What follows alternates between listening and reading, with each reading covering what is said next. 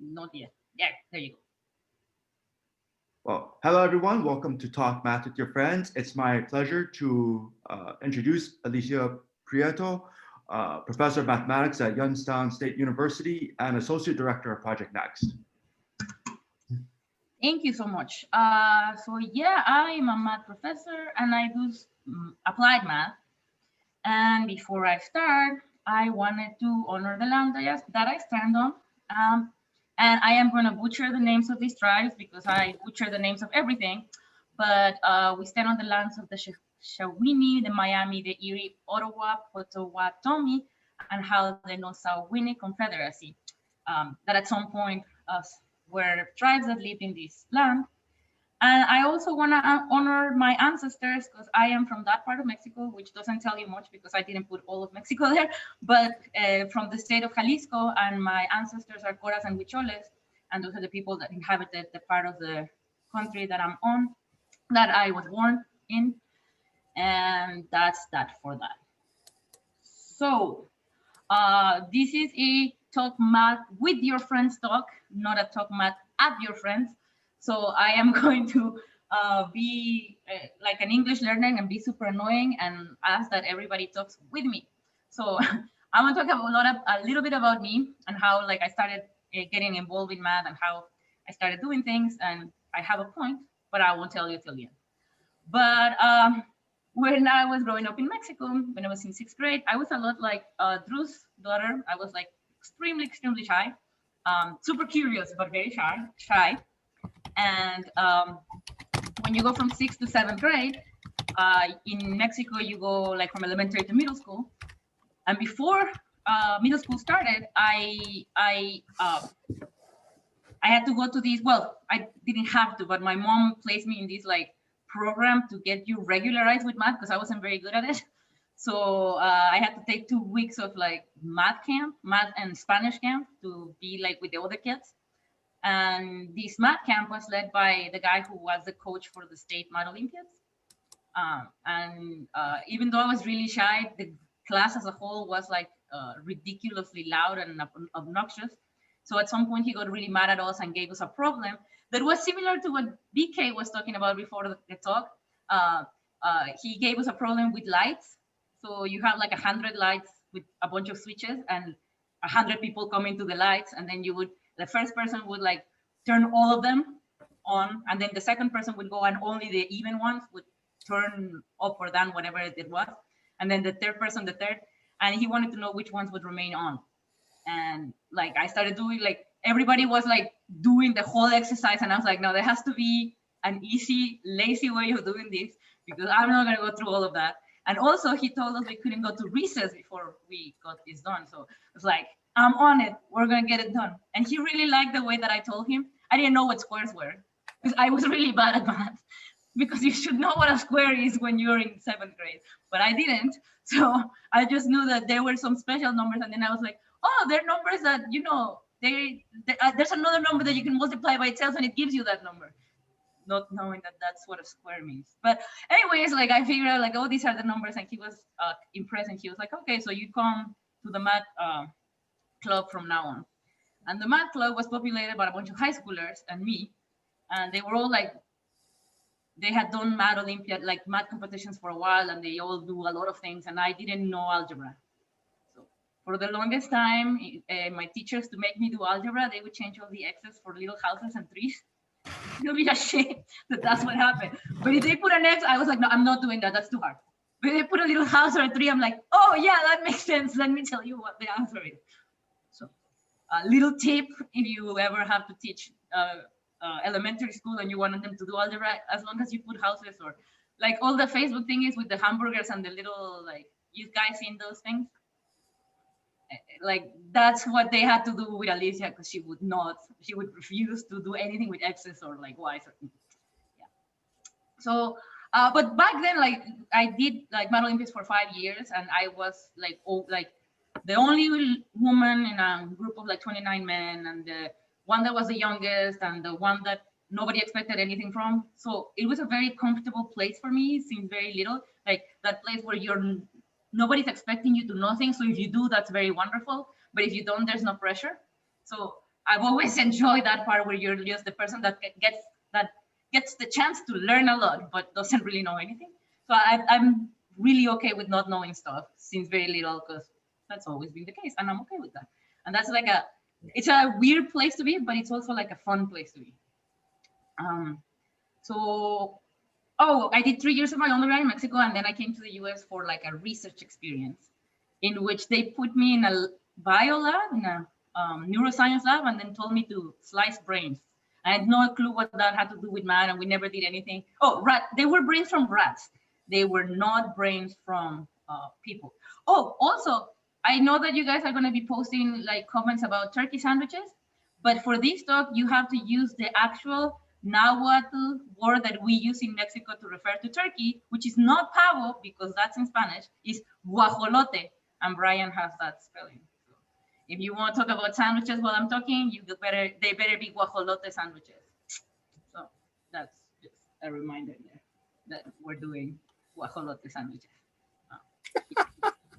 Well, it's true. It's true. That's what we call pavo or turkey in Mexico. We call it by the Nahuatl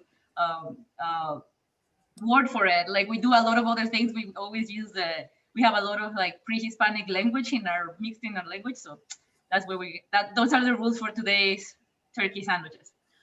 All right. So yeah, that was my first like experience with research, and it was terrible because I always wanted to be a doctor, but if you give me a big brain of a rat, I'm just gonna open it, not slice it thinly, and like that's just very bad stuff. So I really didn't have a real research experience until I was on my PhD program. And what happened when I was doing my PhD is that my advisor was a really cool guy.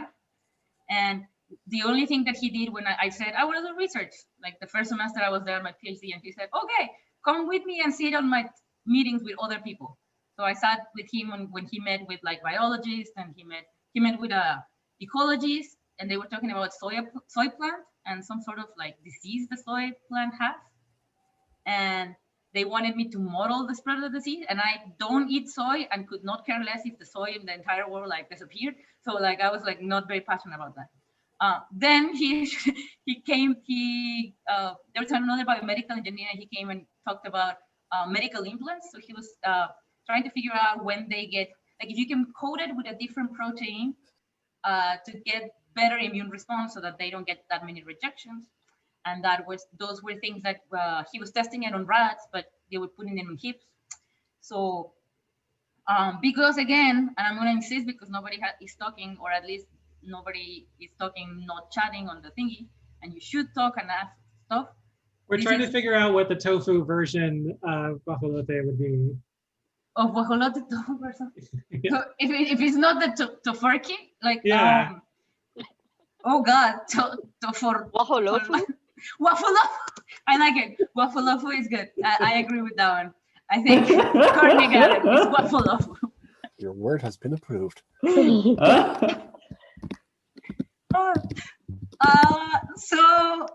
Anyways, what I'm gonna do in the next part of the talk is give a few examples of things that I've done with math. So you can ask as much questions or as few as you care to know about this, because I'll just tell a little story about how that started, but I'm not gonna get into the math unless you want me to, and then we can get into the math. Because again, talk math with your friends, not at your friends. Mm-hmm. So the way this guy came and he said, so I have these implants. You put them inside the rats, and no matter how much you clean them, there's always bacteria on them, which to me sounded weird because I just felt you're not a good cleaner. But I didn't want to say anything like that because also Mexican, and I'm not going to teach anybody how to clean because that's just problematic. So he put the implant in the rat's gut, and it had some bacteria, and he wanted to see how the neutrophils, which are white blood cells, would go around and kill the bacteria. The super interesting thing about working with immunologists is that they seem to change their minds every week. And I thought it was just an annoying trait of immunology, but apparently, actually, it advances so fast that it seems like they change their mind every week, right? So the first day he came, he was like, oh yeah, the neutrophils come and the bacteria is stuck there and it doesn't move, and the neutrophils go around and they find the bacteria and then they ingest it, and then they have to digest it, and then they can go and find another one to eat. So that to me was like, okay, that's some sort of like the neutrophils can sense it, so you got a PDE there, and there's some sort of some sort of advection because they're trying to get to somewhere. So okay, and then the next day he would come and be like, the next week, well, actually they secrete some sort of substance that is acidic, and they kill the bacteria because this substance goes around. So they don't know where the bacteria is. They just randomly walk, and then they secrete that acid, and then the acid kills the bacteria. So okay, no more advection. So it's just a diffusion process, and the bacteria is not moving, so we're good. And then he would come the next weekend. Well, actually, the bacteria is moving, and I'm like, you motherfucker! Like, I can't do this. Oh yeah, this was the part that I couldn't swear because you're recording, but oh well. Anyways, this guy kept changing his mind about like what the bacteria and the neutrophil were doing, and I really thought it was just him being a jerk, but apparently they were discovering things that quick. Which led me to think, okay, so it's really cool to work with other people because they know more than like one will know about immunology, because what do I know? I'm a mathematician, right? And my advisor also did not know much because it was like his second math bio problem. So the bad thing about them changing their mind, this is why I started doing something called agent-based modeling. Because then the moment that he would change his mind, I erase one line of code and run it again and we're good. Instead of, oh my God, my equation no longer has advection. What the fuck? Now it's no longer so, like, you know, like it was just like mind blowing. So what I did my PhD on was making an agent-based model, and then did a lot of mathematics to it to figure out what it would converge if you make space and time limits go to zero. And by a lot of mathematics, I mean Taylor series. But let me pretend that it's a fancy thing that I put there. We take limits when things go to zero, and then we get PDEs. And they're really cool. What I thought was really cool is that those PDEs, the coefficients of those PDEs are determined by things that people measure in the lab, instead of you trying to guess what they are by just looking at data and feeding. So I thought that was cool. And that's why I got a PhD in math and not engineering. But like it was a lot of like agent-based model and trying to convince him to tell me one thing and not change in a week. So that was fun. But I did learn to go with the flow, and I did learn that I have to like listen and understand that they have a different way of thinking, and it's okay. And things are going to change tomorrow, and it's okay. So Alicia, I have a question for you. Yes. So I am in awe because you were like, they told me this thing, and then I was like, oh, cool, it's a PDE. And then they told me this other thing, and I'm like, all right, it's a diffusion process. And I want to know where you learned to identify what models match with what scenarios. So when I was in Mexico, I had really good undergrad. So that helped a lot. Like my 3 years in Mexico, I failed a lot of classes, but even the ones I failed, I learned a lot more than I would have, you know. We took that thing that you were doing with the little diagrams. That was on my 3rd year at my undergrad. We were doing algebraic topology, and it was like super scary. That's why I failed. But we were also doing PDEs and things like that. And one of the last parts of the PDE class that we had was they were telling us, so the diffusion, like when you're seeing these kinds of behavior, like, you know, this diffusion. So I had some idea, and then my advisor was really good at telling me, oh yeah, I think you're going on the right way. Let's do this. But then seriously, the guy kept changing his mind, and he was like, dude, just make up your mind. What do these things do? And I've worked with immunology. Typical man. System. I know, right? And then they say that it's a woman. I mean, geez. But it was like a cool collaboration because it was my advisor, and my advisor had brought his own advisor to work with him at the school. So it was like his advisor, my advisor, the biomedical engineer, and me. So that was like pretty cool, like team of people. So that was nice to learn how to work with others. That was neat. Yeah. All right. We good? Yeah. Another problem. So then I came to YSU. I tell this story, and I want to find like a good like lie to tell that makes me look a little bit better. But when I graduated from my PhD, no, it's true. Like sometimes you don't want to say the truth, but I mean, I'm very like bad at lying stuff. But I'll figure out a good lie, and then I'll tell that lie. But for now, when I graduated, all I wanted was my papers. Like I didn't really care about nothing else, but who's gonna get me a green card? So it turns out that when you get a postdoc, they don't get you a green card. So I had some offers that looked really good and would have been great for my career, but they didn't get me a green card. So I applied to like 350 jobs, didn't care where, did not care like how, got a few offers, and Youngstown seemed cool retrospectively, doubting my decisions, but I do have a green card now. So I came to YSU like straight out of my PhD. And the first thing that they tell you in a tenure track job is like, you need to look independent from your advisor. Like that was the only thing that they would tell me about my research, right? So I was like, I don't know how to do that. Like all I've done, this is the only research I've done with him, right? And what we did is I sat down and I heard what a biologist said, and then I tried to figure out how to put that in math, right? So I was like, okay, I guess that's the model I'm gonna follow. So I literally went to the biology department without knowing anybody and knocked on the doors and be like, hey, I'm a new mathematician. Do you have problems for me? And I know that apparently that's not the way that people do things, but I didn't know any better. So nobody had problems for me, but they had a speaker coming like in a few weeks. So they said, look, come see your speaker. And the speaker was talking about bones. And it was really cool because what she was doing, she was at a very close University of Akron, who, by the way, have a lot more labor issues than we do.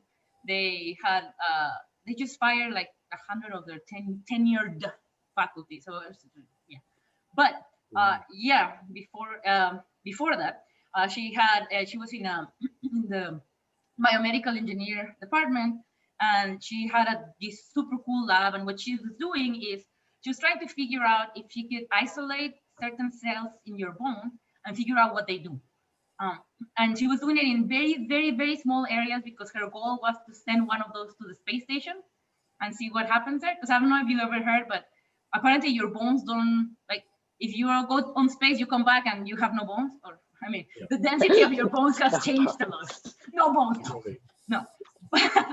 The density of your bones has changed a lot. So it would be really cool if you could do those experiments in the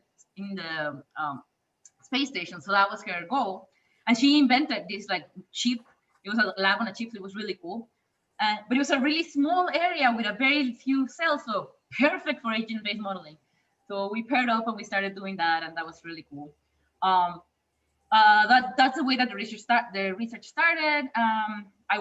She wanted to understand if she could like separate these things and say something about them. I did a agent-based model and tried to like interpolate all sorts of things for her. And then I didn't know if my model was good. So I figured, I don't know what makes a model good or not, but I know statisticians love putting like grades on shit. So let me find a statistician. So again, didn't know much of statistics or what's a good model or not. So I just went and knocked on a statistician door and was like, I got this. Can you tell me if it's a good model? And it was cool because I had an undergrad student working with me on the agent-based models. She had a master's student, the statistician, working with her on the statistics to figure out whether it was a good model or not. And the biomedical engineer had a PhD student working on the lab on a chip. So another 6 women. After my advisor, I don't think I've ever worked with men. And I think I'm like gender biased a little bit. I don't think it's on purpose, or maybe it is. Anyways, so the 6 of us like worked on this and got some results, some publishable things. But she's a biomedical engineer, and I also learned that they need a lot of money. And like every one of these little things costs like $600, $800, and she needs to use like 1,000 of them. So like it was just scary the amount of money that they needed. And she wanted me to test them, and I was like, no. I'm just gonna mess up a $600 and I don't get paid that much. So no. So but it turns out that they need to get a lot of grants. So if you want to get grants with people in the biomedical engineer program, they really do like mathematicians to get grants, but they want mathematicians that have done a lot and have proven themselves. So that was exactly what the grant review came back as. Your mathematician that you chose has not proven herself. All right then. So that's why we didn't get the grant. So that's why she dumped me as a collaborator, which was super sad, except that I didn't. Yeah. I can just find more problems. So that's not that bad of a story. Anyways, but again, like I had to learn a lot. I had to start collaborations. I had to learn about statistics a little bit. And I don't have to become an expert. I just have to have the right people in the table to get something done, which is hopefully a trend that you start noticing. And then, because I know there were going to be a lot of people here who do pure math and I don't, but one day, many of you have either heard of or know Pamela, because now she goes by her real name, Pamela Harris. She and I were at a SACNAS session for like Latinas in Math or something, and she was talking about some graph stuff that I didn't pay attention to, but she did pay attention to my presentation on the medical implant and the movement, and she was like, "Oh, so your neutrophils know where the bacteria is?" And I'm like, "Yeah, they kind of do, not really, but they kind of do. Like sometimes they do, sometimes they don't. It depends on how close they are and like a lot of things." And the bacteria doesn't know where the neutrophils are. And I'm like, no, bacteria is just moving randomly. They have no clue where the neutrophils are. She's like, oh, so it's like cups and rubbers, but the cup is tipsy and the rubber is drunk. And I'm like, I have no fucking clue what you're talking about. Like, who is a cup, who's a rubber, and what's a graph? Like, what is going on? So apparently there's a really famous, and I don't have to tell you guys, but there's a really famous problem with cups and rubbers on graphs. And they had done the drunken cups, drunken rubbers, which they just move randomly. So she decided that we were going to do the tipsy cups and drunken rubbers, which we took a long time to get this paper done, because we would only work on that when we saw each other and didn't have gossip to do, because gossip stops research. But once we figured out, once we met enough times and we worked on it, we did this cups and rubbers, and we sent it somewhere. She told me the name of the journal, but seriously, I have no idea. Like some pure math stuff that is not like super good, but like good enough for fun. So fun stuff. And then I learned a lot. Okay, I learned some things about graph. Please don't quiz me. And I learned some stuff about the cups and the rubbers. Yeah, and how I was trying to find a really good application for this, and I kept not finding really good application for this. But I think if I knew more about computer networks, in my school at YSU, we have a lot of, how do I say this politely? Not young people that doesn't matter what the email says, they just click on it. So we get viruses like all the time in the network, like several times a month, like the computer's down because they clicked on something else, and like it's already there and they already took our information. It's just a mess, right? So it would be cool to, if possible, to watch where the viruses are going from a computer to computer and use this to like model that. So I'm just thinking about applications so that it's worth my time to have done this, but I am not gonna insult all the pure mathematicians. This was lots of fun. It really was. I will say that this was a lot of fun. So that was that problem. Alicia, you're the only person who's made applied math ever seem fun to me. It is so much fun, right? It sounds like a lot of fun. We should do something together. We should cook something up. Just not with the little thingies. I'm still, okay. I mean, we I'm can less skip scared the of little them. thingies. Less scared of them, but they're still like traumatic. Yeah. I can do them on the side. Yes, we should do something. That would be fun. And also, you keep talking about not having an application, but isn't the bacteria a really cool application of your model? Yeah, but where do you have bacteria in a graph? Yeah. It's close enough. You're modeling the situation. I mean, how big is it? How big is Paragraphs. the capillary? Like, Oh, aren't some yeah. capillaries just a couple cells wide? You could do that. I was just now thinking it could also be graphs of like networks of people and COVID. But I think that COVID does do very randomly, like there's no direction. But now with the new like paper that came out saying that people with certain blood types have more tendency, maybe it's like an attractor, and then we can say that, yeah. So maybe there is some applications of this, and that could be fun. You know, another sort of half-baked proposal is that if you, I don't know if you read like Brian Krebs's blog, Brian Krebs's blog. Not Brian Katz. Oh, okay. I don't know if you read Brian Krebs's blog. He's like a sort of computer security journalist. And like when he does these sort of like deep dives into various cybercrime networks, often like all he's doing is like, you know, digging through like all of the information he has about some actor, like, you know, all of their forum posts on like hacker forums and stuff like that. And then like finding an email address and then like looking for that email address and then finding all the things associated with that email address and, you know, wondering until he finds some information that can be identified to say like a real name or an address. And so in this case, at least, like sort of there's a cop walking drunkenly along a network. Yes. I don't know to what extent the robbers are also drunk and walking around the network, along a network. Maybe they're so drunk that they're just sleeping and we can because actually we put some sort of delay on our model, like the robbers, sometimes because they're so drunk, they don't move that fast. So we make them, there's a probability that they might remain on the same side. So we can just make that probability really big and it's the same one. Well, that could be cool. I like that. Yeah. See, finding applications for stuff is so much fun. I'm going to make all of you applied mathematicians. No? Maybe? I'm just imagining like the Wikipedia thing where you're like on a Wikipedia page and you like are like, oh, and you like randomly click a thing and you're like, oh, and then you randomly click another thing and you find yourself learning about, you know, like why corn only grows 2 corns per stalk. Is that true? Figuring out what Courtney does when she's drunk, which is to read Wikipedia. Yeah, you know, drunken Wikipedia, you learn a lot that way. That could be fun. That could be fun. See, Courtney, you are an applied mathematician now. At heart. True, if you Not in practice. if you type that as hash space or hash first, rather than just using the hash symbol, I think you'll find that you'll be starting your own new web page. I don't think it allows you to start with a hash symbol. Mm-hmm. It's like halfway down the page. So maybe a partial page. Sorry. I've gone off on a complete tangent. These are really good tangents. I like it. They're very approved.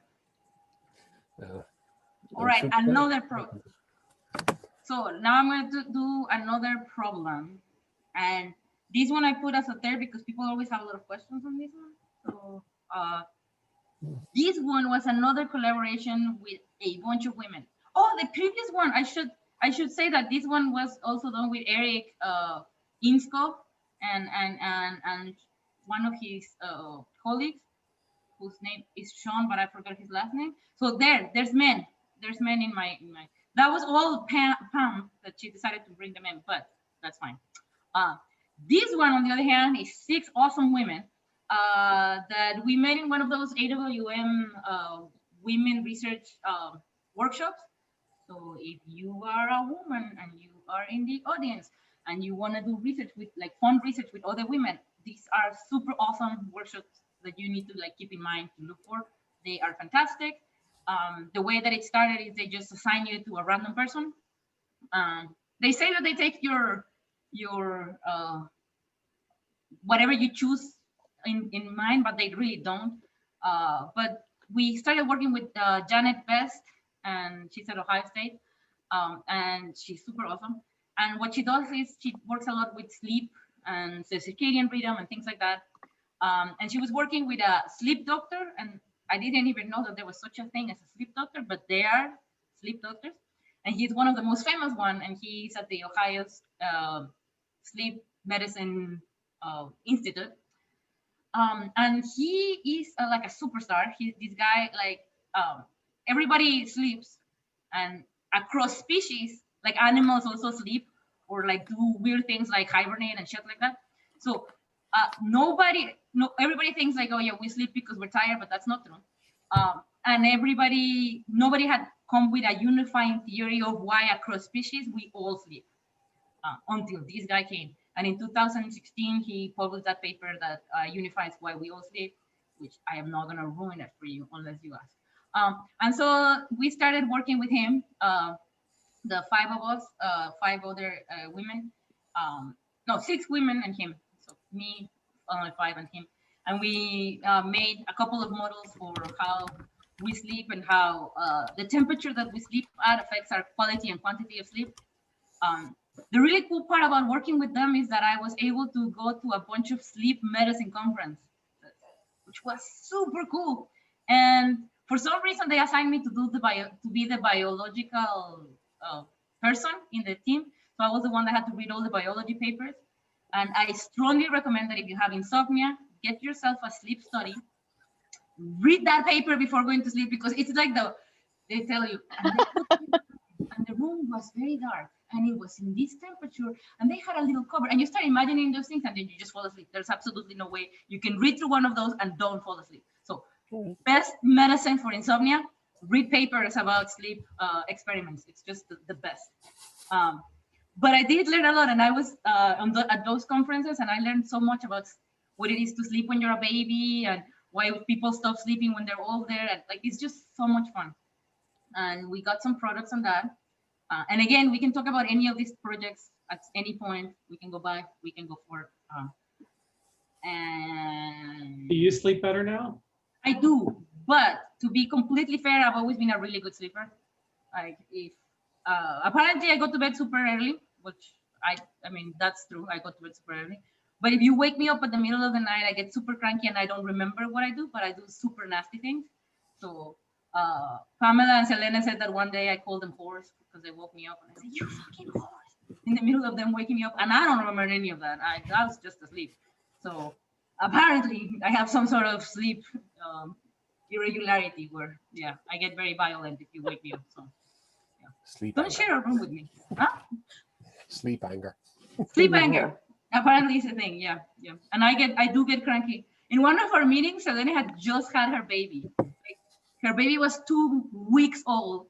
She had flown on the red eye from California to Ohio to do research. We had spent the whole entire day doing research, but it was 9 o'clock and it was my bedtime. So I was cranky and kicking her out of the car because like I had to go to sleep, and she was all happy, and yeah. So apparently I'm a nice person in the morning. That's all I can say. I can confirm.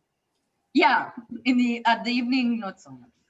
That's why you will never see me out with you guys when you go do karaoke or things like that at conferences. I will wish you well and yeah, send you on your way, or else you're all gonna hate me. So I've done a few problems that are similar that I work with other people with my students. And here are some examples, and we can talk about all of them, none of them, any of them. It says choose your own adventure because again, it's talk math with your friends, not at them. So I want to hear about the student success thing, the Oh. recommendation systems.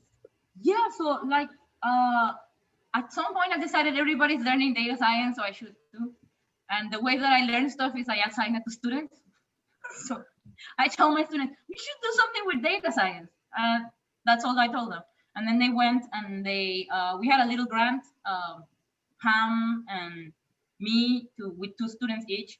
And they decided they wanted to do recommender systems and explore what they were and how to program them and use them for our GenEd classes. So we did a huge survey of the YSU students and asked them about what classes they taken, the GenEd classes, a bunch of things about the class, like how much homework there is, how much homework you like, and then build this big data set and started making recommendations to students of, okay, you have to take an art class or a humanities class. Here are all your options. According to what you have liked before, this is what you would like the most. And then we got in trouble with the union because you're not supposed to do that. So yeah, that was fun. But they learned a lot. It was kind of cool. I'm sorry? Why aren't you supposed to do that? Because it was kind of like pointing out some professors that that students were not very happy with, and they didn't want this system to be used for retaliatory purposes against faculty. So yeah, that was kind of weird, but that was People. Yeah. So people. it was like the thing at, like on like Netflix or something Yes. that is like, oh yeah, based on your, what you've liked, we think we would recommend like whatever, these things? Yes, but obviously, definitely not as fancy as theirs is or sophisticated. It was the very basic one, but yes, like you create a giant matrix with all your data, and what you do is you create a survey and you place the new person in that space where all the other data is, and you figure out who this person is closest with, and you take their recommendations of classes and weight them heavier than people that he's far away from, and then you give recommendations of every class. And Did you do it long enough to see if it was sort of working? Like, did people, or did it get shut down before anyone tried? We did a bunch of like test trials in which like you already know what other people are going to give a certain class, but you pretend that you don't, and then to calibrate it and do things like that. Yeah. And it was not terrible. I mean, it wasn't great, but it wasn't terrible. I think one of the things is that the surveys that we made were not the best. You don't. That's the other thing, right? You don't know what it is that you should be asking, and we just guessed, and it wasn't what you needed to ask. And after you already asked about 2,000 people, like you can't change and ask, go back and ask other people. Yeah. So, yeah. But it was cool, and the students learned. So, I mean, to me, that's like the good part, and I kind of learned what they were talking about. So that's kind of good. But yeah, it would be cooler to work with more on this and like actually learn more about it and how good it was and everything. So yeah. So is that like some of the like topological data analysis stuff where you've got like a bunch of stuff happening in space? Yes, but see, the simplest thing, like, because we only had numeric information. Like, you have numeric information, you put them in a space of whatever dimension, how many things, and you bring your new student that has some of that information, because they only taken a few classes, to make a recommendation. And yes, you just find the distances in space. So you're doing like metric topology thingy, and the things that you change cool. are what metric you're doing, what using, or what questions you're asking that you should have changed. Also, this is where I found out that you need an IRB for shit like this. I did not know that until I was halfway through the project. So yeah, it's like, because with the rats and the implants, you didn't need an IRB. I mean, the guy did, we didn't. So I feel like the rats might have wanted to sign something. Yeah, I don't think they give them choices. I think it's very, I don't know. I have feelings about how my research skills rats, but I keep telling myself that the better the model, the less rats that they need, because they can experiment on the model. So I am saving That's true. rats. You're saving rats. I like rats, not in my house, but I do like rats. So that was, and then there was this other. And lately, I've been interested in starting to do some math ed research, and I don't even want to call it math ed, but I have a lot of students who are going to be K-12 educators, and they need all of the students need to do a research project at the end. So they've been coming to me for research projects. So we've been doing things that are kind of weird, because I still don't know what math education is, and I'm trying to get into it. So we done some weird stuff like this, and well, it's been fun. That recommendation system of what aspects of these classes are making students like other classes, that's totally education. Like that's right there. I mean, I was asking about it. One of the things I'm curious about is because I do math ed research, and I think a lot about sort of students' pathways, their like majors, and like changing majors and going into STEM or not going into STEM, or changing from one STEM major to another, and why, and what's it based on, and some of it, and then is that good? Like, do you like it? Like, are you just majoring in engineering because you think it makes sense to do that, or because you really enjoy it, or so on and so forth? And I mean, I know very anecdotally, a lot of my math friends and STEM folks I know sort of ended up in the STEM field that they ended up in because they had some really good experience with one professor at one time or one teacher somewhere along, right? You know, like I have sort of the opposite. I was trying to decide which STEM, and I heard someone say, well, girls never declare math majors. And I was like, all right, well, see ya. Like, you know, I'm declaring a math major. I'm doing so, it. you know, so I made it like many years of graduate school, just like purely running on spite to prove. But there's so many experiences like that, right? Like the choice, like, okay, I liked STEM, I liked doing math, I liked doing physics and chemistry, like, but I had to pick one. And I didn't pick it based on much other than like, wow, this one moment in time, it seemed like a good idea. And then I didn't see any reason to do it. So I'm just like, I don't know. I'm wondering, sitting here wondering about like sort of So what I we do would have a do with story that. about that. I have a story about like, I'm well known in my college for when I got to YSU, there were almost no math majors, female math majors, except for the ones that were doing K-12 education. And since I've been there now, we have more female math majors than men. And this is the approach. And I'm serious and I'm not lying here. The approach is I go teach my calculus class. And if I have any female student that is really excited and like really likes math, I come with a change of major forms and I put it in front of them and I say, sign it. And they are from the Midwest, so they don't know how to say no. So they just sign it. And then they're stuck. And now they get PhDs.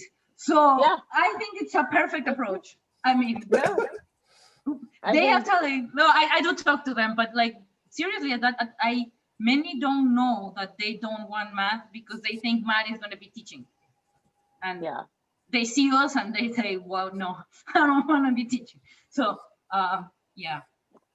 Yeah. No. I think that's, wow. That's something that I spend a lot of time thinking about. So if you ever want to think about it with I want to me, think about it with you. Okay, we'll I'm think already about it. saying it. I am sending Okay. you an email as soon as this is over. Okay. Yeah. I'm curious too about the idea of the recommendation system as like also sort of a way of figuring out what makes students study deeply and what makes students study broadly. Like I'm at a really tiny liberal arts college, but we don't have any distribution requirements. So there's no like you have to take a math class, you have to take a history class. It's kind of just do what you want, and that sometimes doesn't feel very liberal artsy. So I'd love to know like what levers to push to get students who are like, I'm going to take all the math classes and all the CS classes and nothing else to go take another class. Like what's the what's a good match for their preferences in another department that they might not realize? That could definitely be done. I couldn't speak. See, it's getting to Courtney, the point where it's 4 o'clock. Oh, yeah. Yeah, Courtney, something that we do here is we have like learning communities, which are matchups between two classes in two different departments. So like right now there's one that's between I think it's like a theater and dance class and an astronomy class. And they're like doing yoga under the stars and this kind of stuff. And they're having these kind of events where the classes, you know, you have the same group of people that are enrolled in each class, sort of co-mingling. So one way to do it might be to try and link up your classes with somebody that is on the other side of campus and then show students those connections and like force them to like, you think this is cool, but we're going to do this other completely separate thing at the same time. Amazing. That sounds super cool. Like linear algebra and dance sounds really fun.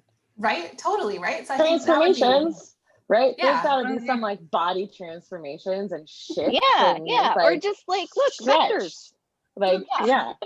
What's their span? Definitely. Oh my God. I want to attend that class. Yeah. I just popped both of my shoulders doing that. Oh, there. All right. So lastly, I want to say that I did wanted to talk about why I started by saying how comfortable I am learning new things and knowing that I'm not an expert, right? So there is something that I've been thinking a lot lately. And I do spend like a lot of time thinking about this. That is fighting for equity and justice. And I think that everybody in this call, or at least most people in this call, think about the same thing, right? Like you want a more fair and equitable world. And when I think about these things, you have to think about the systems of oppression, right? And the other day I was like thinking about this and how like, as a foreigner, right? Like I think a lot about race because It's not that we don't have race in Mexico, but it's so much different, right? Like everybody looks Mexican, just a different shade of Mexican, whatever that means. So when you come to the US and you realize that there's this like system of oppressions to brown and black people, you started reading and I think, oh yeah, it's the judicial system, right? Like they're putting them all in jail. But it's also a war against drugs that put them in jail. But it's also how they tax things, right? And it comes from another direction, and how the way that you tax and you give money to schools is through property taxes. So if you're like in a very poor neighborhood, you get pretty crappy schools, and then you cannot do much, to get away from that. And it's also the media that portrays black and brown bodies as dangerous. And it's also like, so it really comes from every side, right? Like it's a big bull, and from every freaking angle, they're just oppressing people, right? And then I think about how we try to fight this, and how we try to fight this as educators and as college professors, right? And the way that we try to fight this as college professors, and I am not saying no to any, I'm not putting value on any of these things. I'm just saying what I've observed and what I've done myself, right? I started a math circle, and I bring the poor little kids to from the very bad schools to the university, and I tell them how great math is, and then they go back and then that's it, right? Or some people do participate on the what is it called, one of those trio programs, or some people go and do something like that. But when we do these things, we do those things by ourselves or as a group of mathematicians coming in, or foreigners coming in and doing things, right? It's rare when we sit with the constituents of what we want to do and ask them what they need. And it's rare when we pick from every discipline and from everywhere, and we start building systems that fight that oppression, right? And I think if we keep doing this little like BB guns against the damn US Army, like we're not gonna be able to do much against it unless we start building the right collaborations and actually asking the right people, right? So I'm gonna give a quick example, but it's still like a very small thing, right? But what I've been trying to do lately is I've been talking with a lot of people that know a lot more about this, and we've been working together on this, trying to see the path of, we are a school that is, Youngstown State University is a school that is in a city that is majority minorities, like almost 92% and 97% in both high schools are non-white students. Youngstown State University has an 8% graduation rate for African-American students. And I'm gonna repeat that because it's stupid. In 6 years, only 8% of our Black students graduate. And that is sad, it's illegal, it's unethical, it should be illegal, it's just terrible. But it's not that they're lacking anything. Well, I mean, their schools are interesting. Like I've been to their schools, I started going to the teachers, and like one of the math teachers that they have, who is in charge of teaching the non-English speakers, she's in charge of teaching math to the non-English speakers because she's the only one that knows how to speak Spanish. But she never took a class in math past high school, and she barely remembers algebra. So she's been trying to teach them how to add fractions. And I'm talking about high school. And I've been working with some high school kids, and their teacher taught them how to add fractions by adding the top and then adding the bottom. And of course, they don't like it when you tell them that that's not the way to do it, because it's much harder to do it the other way, right? So systems are broken, and we cannot try to fix them by grabbing a couple of them and bringing them to campus and be like, hey, let me tell you how awesome and cool math is.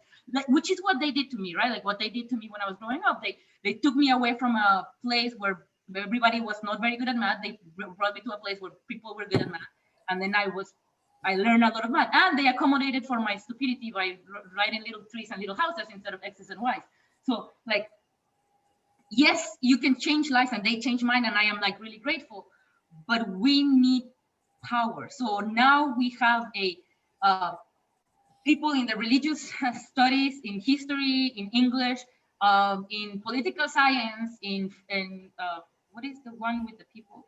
Not psychology, but the other. Sociology. Sociology. Thank you. Like to me, they're all, and I tell them that, and they get very offended. But the sociology department, somebody from the sociology department, our associate vice provost for equity, diversity, equity, and inclusion. We have everybody working on a lot of different programs to aid the schools. We have talked to their teachers. We have a meeting next week with the superintendents of the school district.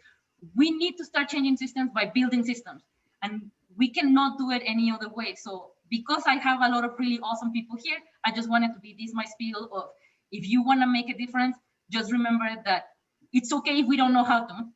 It's okay to not even pretend that we know how to, and it's okay to ask for help, and it's okay to find the people that have been doing this.